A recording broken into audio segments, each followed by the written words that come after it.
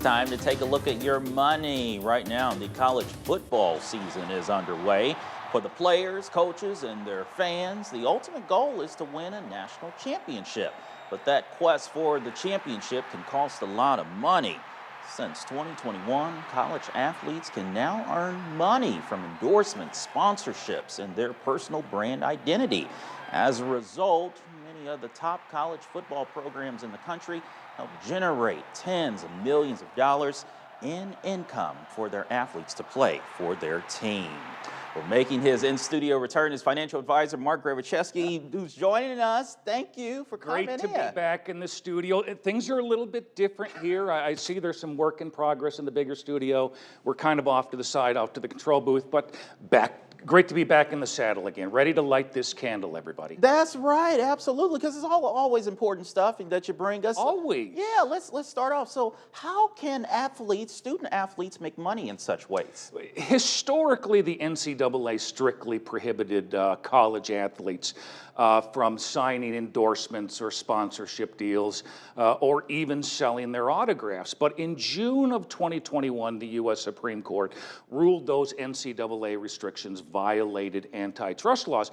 And now college or student athletes can now monetize their name, image, and likeness in what's now called NIL. And those student athletes can now sign endorsement and sponsorship deals and earn income from the commercial use of their personal brand identity.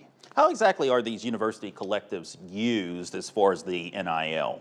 A collective is an independent entity that partners with the specific university to raise money to help fund NIL deals for that university's student athletes. And these collectives, Devin, help out in two ways. First, the money raised by these collectives can be used to retain and reward current players on that team's roster.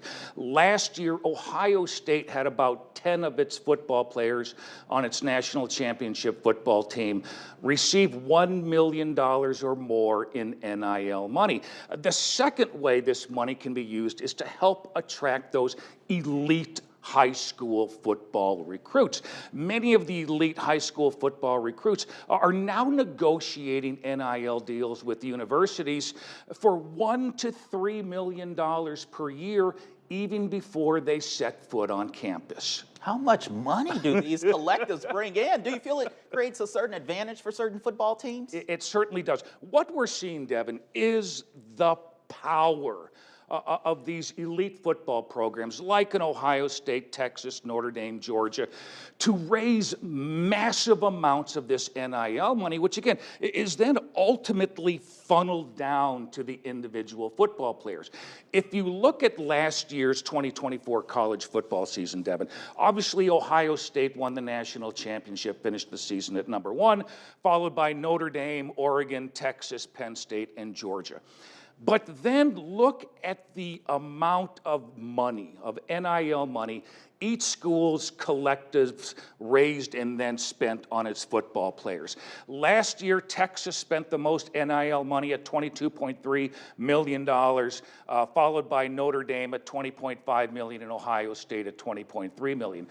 Of the final top 6 teams in college football last year, Devin, 5 of the 6 also ranked in the top 5 in terms of NIL money raised and spent on its football players.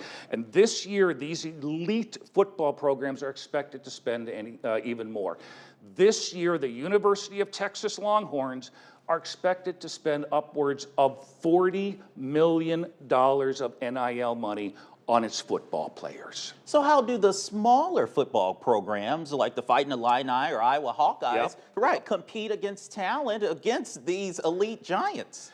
Even before this 2021 Supreme Court decision, these mid-tier programs like Iowa, like the University of Illinois, they still struggle to attract that elite football talent that Ohio State, Notre Dame, Texas often took for granted. Now, every now and then, Devin, Iowa, Illinois would land one of these prized recruits.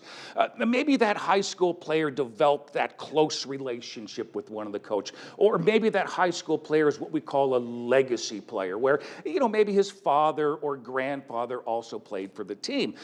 What we're seeing now, though, Devin, is these elite high school football players are simply going to the schools and universities that are offering them the most NIL money.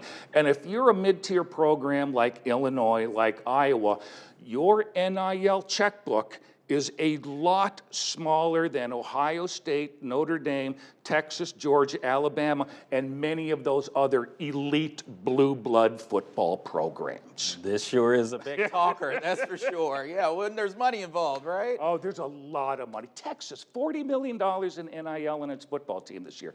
It's getting crazy. Oh, wow. Thank you so much for coming in, Mark, making your in-studio return. Great to be back. Wonderful. Good to see you all Absolutely. again. We'll see you next week. Absolutely. All